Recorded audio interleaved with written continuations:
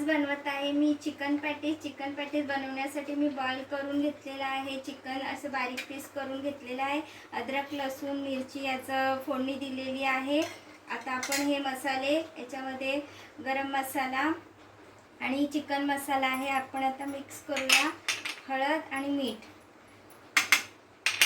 आपण मिक्स करून घेऊया। हे चिकन बॉईल केलेलं, त्यामध्ये उकडलेले बटाटे स्मॅश करून घेतलेले आहेत, ते आपण मिक्स करून घेऊया।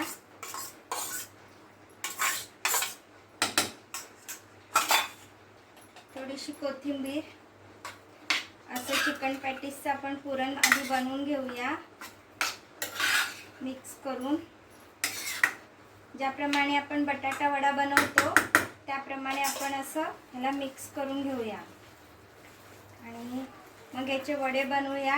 आणि बटरचा चुरा केलेला आहे तो आपण अंड्यामध्ये डिप करून ह्याला फ्राय करून घेणार आहोत।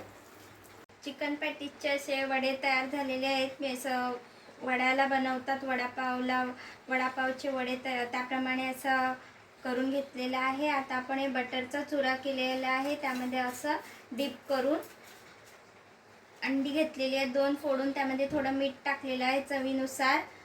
आता आपण याला अंड्यामध्ये डिप करून फ्राय करून घेऊया। अंड्यामध्ये डिप करून आता आपण फ्राय करून घेऊया।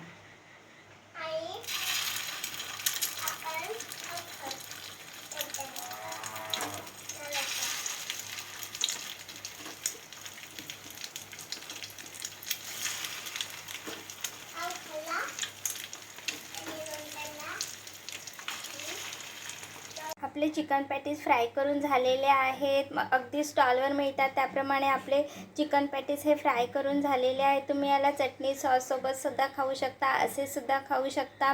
तुम्हीही असे चिकन पॅटीस घरी बनवून बघा। अगदी कमी वेळात कमी साहित्यात आपले चिकन पॅटीस भरपूर असे होऊन जातात। माझी ही रेसिपी आवडली असेल तर लाईक करा, शेअर करा, सबस्क्राईब करा। थँक्यू।